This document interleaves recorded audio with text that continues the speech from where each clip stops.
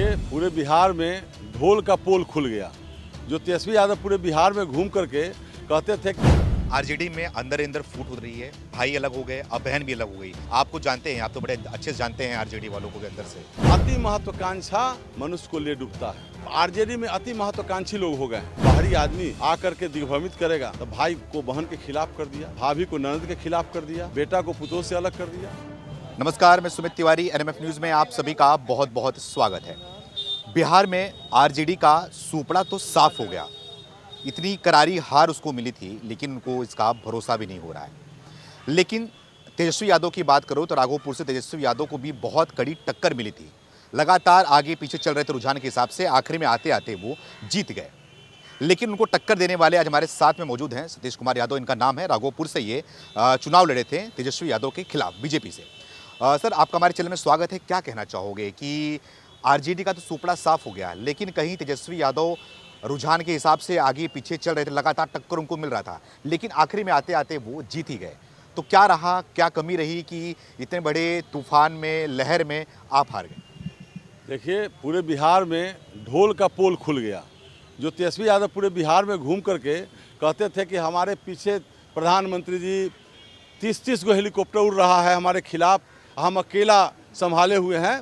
तो झूठ का जो पुलाव परोसे हैं वो समझ गया था जनता, मतदाता लोग समझ गए थे कि ये केवल सबको गुमराह कर रहे हैं, ये कोई काम का आदमी नहीं है। तो पूरे बिहार में उनका सुपड़ा साफ हो गया। राघोपुर में आगे पीछे हो रहे थे। हमारे यहाँ के लोग, चूँकि मुख्यमंत्री का जो पुलाव परोसा गया था कि मुख्यमंत्री बनेंगे, जिसके चलते कुछ लोग दिग्भ्रमित हो गए अंतिम क्षण तक। वो नहीं हम लोग समझ पाए उस चीज़ को कि ये भ्रम जाल से नहीं निकल पाए हैं। नहीं तो अगर कुछ समय पहले हमको मिलता तो हम उनको भी भ्रम जाल से निकाल लेते हैं। क्योंकि राघोपुर में जो आज विकास दिखाई दे रहा है, चाहे वो 6 लेन पुल हो, चाहे घर घर बिजली हो, गांव-गांव में सड़क हो, हाई स्कूल +2 हो, बोल्डर पिचिंग हो, ये सब 10 से 15 का मेरे द्वारा अनुशंसित किया हुआ, माननीय मुख्यमंत्री जी के द्वारा दिया गया चीज़ है। उसको भी वो झूठ बोलता है ये हमने करवाया। तो इस चीज़ से हम लोग उसको निकालने में कहीं ना कहीं पीछे हुए हैं, इसलिए थोड़ा बहुत मतों से हमारी हार हुई है। लेकिन उसके बावजूद मैं अपने सभी कार्यकर्ता साथियों के साथ एक साथ खड़ा हूं। हमारे कार्यकर्ता हमारे साथ खड़े हैं, पार्टी के साथ खड़े हैं। आने वाले समय में पुनः मैं प्रयास करूंगा और इस बार उनको, अगली बार उनको राघोपुर से विदा करना है। विदा करेंगे? एकदम करेंगे विदा। अच्छा, मतलब कि हार नहीं माने आप, फिर तैयारी हार करेंगे? कैसे मानेंगे? हार, कार्यकर्ता जो होता है पार्टी का, वो कभी हार नहीं मानता है।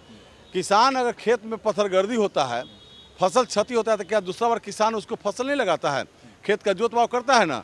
उसी प्रकार राजनीतिक कार्यकर्ता हम लोग हैं। जहां हम हारे हैं वहां भी हम मजबूती के साथ काम करेंगे, अगली बार हम चुनाव निकालें। मेरा जो 202 सीट है वो और बढ़े, मेरा यही प्रयास रहेगा। राघोपुर में पुनः मुझे मौका मिलेगा और मैं चुनाव लड़ूंगा और जीतने का भी काम करूंगा। क्योंकि इस बार जो गलती हुई है, आगे गलती न करे। मतदाता भाई बहन उनके बीच में जाऊंगा और आयोग से भी मैं मांग करूंगा, अगर निष्पक्षता से साथ चुनाव कराना चाहते हैं आप, तो आधार कार्ड से वोटर लिस्ट को जोड़िए। हर बूथ केंद्र के सामने जैसे सीसी कैमरा आपने लगाया, उसकी आवश्यकता नहीं पड़ेगी। आप उसके जगह पर बायोमेट्रिक सिस्टम लगाइए। जो मतदाता है अंगूठा लगाएंगे, अगर सही मतदाता होंगे तो ग्रीन बल्ब जलेगा, वो भीतर जाएंगे। और गलत होंगे तो उनको वहीं पुलिस 2 डंडा लगाएगी, बैठा देगी। अरे ये बताइए, आपकी पार्टी तो जीत गई ना, इतनी बड़ी जीत हासिल करी है, अब आप ही चुनाव आयोग पे सवाल उठाएंगे तो कैसे चलेगा? क्योंकि जो विपक्षी पार्टी है वो तो सवाल उठा रहे हैं, बोल रहे हैं चुनाव आयोग जो है निष्पक्षता से चुनाव नहीं करा रही। मैं एक कार्यकर्ता के नाते, एक उम्मीदवार के नाते मांग कर रहा हूँ आयोग से कि निष्पक्षता के और ज़्यादा होगा। देखिए, कहीं ना कहीं हम व्यवहारिक तौर पर देखते हैं, कहीं ना कहीं शिकायत मिलती है ना इलेक्शन के दिन कि बूथ पर धांधली हो रहा है, होता है कि नहीं होता है?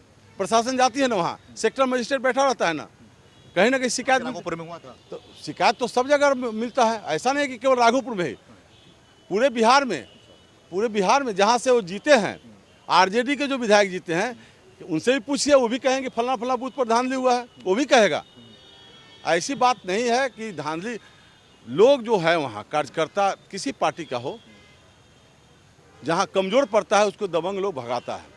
तो उसी चीज़ को रोकने के लिए मैं मांग कर रहा हूँ कि एकदम कोई बूथ पर अशांति नहीं होगा, और यहाँ तक इससे फोर्स की भी संख्या कम कर दी जाएगी, उसके बावजूद अच्छा से चुनाव होगा। बताइए कि आपके बोलने के हिसाब से आप बता रहे आरोप लगा रहे हैं कि उन्होंने जनता को भ्रमित करा। मांग कर रहा नहीं नहीं, तेजस्वी यादव की बात करो कि आप उन्होंने जनता को भ्रमित किया। हाँ। लेकिन वो लोग भी तो, विपक्षी पार्टी के जो लोग, वो भी तो आरोप लगा रहे हैं ना कि मोदी जी जो है वो कहीं ना कहीं वोटर्स को इन्फ्लुएंस किए, उनको भ्रमित किए, पैसा खाते में डाल के 10,000 रुपए डाल के जो है सवाल उठा रहे हैं इस पे, है ना। तो ये सवाल तो आप पे भी उठ रहा है ना। सरकार में हम हैं, हमारा फर्ज है, सरकार का दायित्व है कि वो कैसे अपने महिलाओं को सशक्त करे, महिला मतदाता को कैसे सशक्त करें। जीविका दीदी का गठन कोई चुनाव के पहले नहीं हुआ है, जीविका दीदी का गठन 5 साल 10 साल पहले से है। लेकिन पैसा तो अब आया ना, चुनाव के पहले आया था ना। तो हम उसको सशक्त करने के लिए प्लानिंग न है, पहले उसको हम जगह पर लाएं, उसके बाद उसको और मजबूत करने के लिए हम 10,000 रुपये दिए हैं।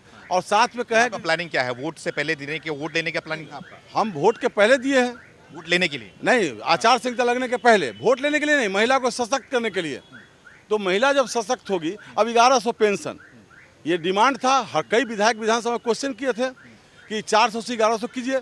तो जब फाइनेंशियली देखा गया, जब फाइनेंस विभाग ने ओके किया कि हाँ आप इतना पैसा दे सकते हैं, तो बिहार की स्थिति ठीक रहेगी। देखिए, प्रशांत किशोर भी आरोप लगा रहे हैं ना कि वर्ल्ड बैंक से पैसा लेकर विकास के नाम पर जो है यहाँ पैसा बांटा जा रहा है, जो है वोटर्स को इन्फ्लुएंस किया। वर्ल्ड बैंक के पैसा से अगर गांधी सेतु के समानांतर ब्रिज बन रहा है, राघोपुर में 6 लेन ब्रिज बना, रेलवे का दोहरीकरण हो रहा है, हर जिला मेडिकल कॉलेज खुल रहा है, इंजीनियरिंग कॉलेज खुल रहा है, तो उनको पेट में दर्द हो रहा है क्या?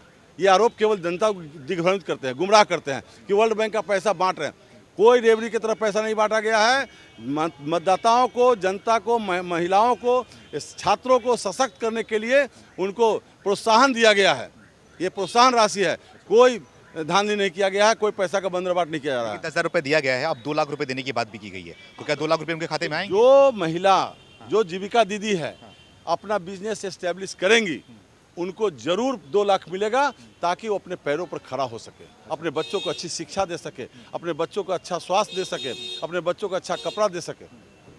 लेकिन ये बताइए कि आरजेडी की बात करूं और महागठबंधन की बात करूं, उन्होंने पूरी ताकत लगा दी, पूरी ताकत से साथ में जो है चुनाव भी लड़ा उन्होंने, तो क्या लग रहा है जनता उन पर भरोसा क्यों नहीं करी, क्या वजह रही है? ये इसलिए कि केवल झूठ का पुलाव परोस रहे थे, केवल बरगला रहे थे लोगों को, और उनके कार्यकर्ता हर जगह गोली बारूद की बात कर रहा था, सरकार आएगा तो रंगदार बनेंगे। ये सब कहने से लोगों में माहौल, भय का माहौल हुआ कि आज ये जब बोल रहा है ये आदमी, तो इसकी सरकार कहीं आ जाएगी तो पुनः 5 के पहले की स्थिति न आ जाए, इसलिए जनता सजग हो गई और उनको धूल चटा दिया। अच्छा, तो आप ये बताइए कि क्या लग रहा है कि अब तो आपकी बड़ी जीत हुई है, इतनी बड़ी जीत हुई है, तो जो वादे आप लोग ने किए हुए थे, तो कितने समय में जो वादों को पूरा करने में आप लोग जो है वो?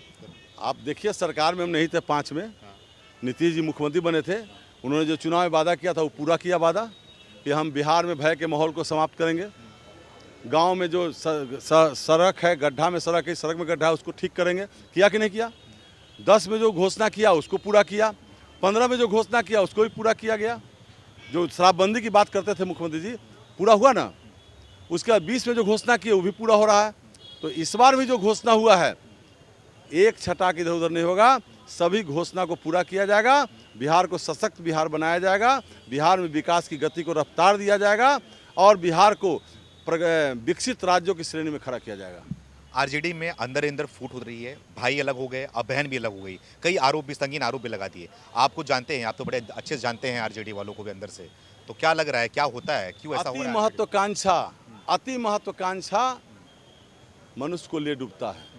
नाव पर ज़्यादा सवारी बोझ दीजिएगा तो नाव भी डूबता है। तो उनके यहाँ आरजेडी में अति महत्वाकांक्षी लोग हो गए हैं, जैसे कि वो सभी लोग। तेजस्वी यादव जी जो हैं वो इतना महत्वाकांक्षा पा रहे, इतना भ्रम में खुद आ गए हैं कि हम 18 को मुख्यमंत्री का शपथ लेंगे, हम नौकरी बांटेंगे। अरे आप फाइनेंशियली ज्ञान तो है नहीं, आप नौकरी कहाँ से बांट दीजिएगा? तो दिग्भ्रमित करके ही अगर 25 सीट आ गया है तो लोग दिग्भ्रमण में आ गए, इसलिए आ भी गया है, नहीं तो इस बार और 10 से भी पीछे रहते हो। अच्छा, लेकिन कहीं ना कहीं वो सफल हुए, उसका परिणाम कि 25 सीट आया है।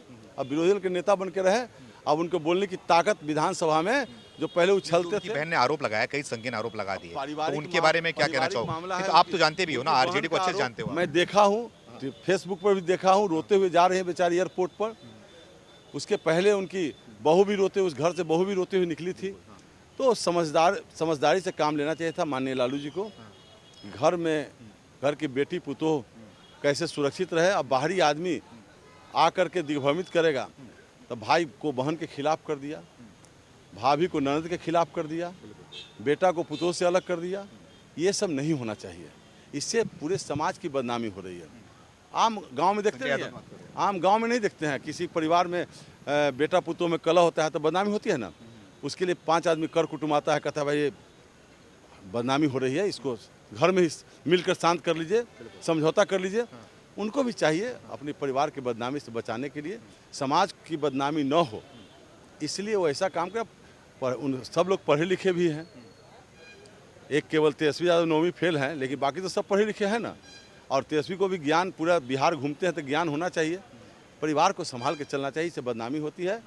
राजनीति अलग है, पारिवारिक जीवन अलग है। ठीक, धन्यवाद। तो हमारे साथ में सतीश कुमार यादव जी थे, जो कि राघोपुर से चुनाव इन्होंने लड़ा था और तेजस्वी यादव को काफ़ी अच्छी टक्कर दी थी। तो इनसे बातचीत किया, कई सवाल दागे और इन्होंने सवालों का जो है जवाब बड़े अच्छे से दिया। आपकी क्या राय है, कमेंट करके आपके में जरूर बताएं। बहुत बहुत धन्यवाद।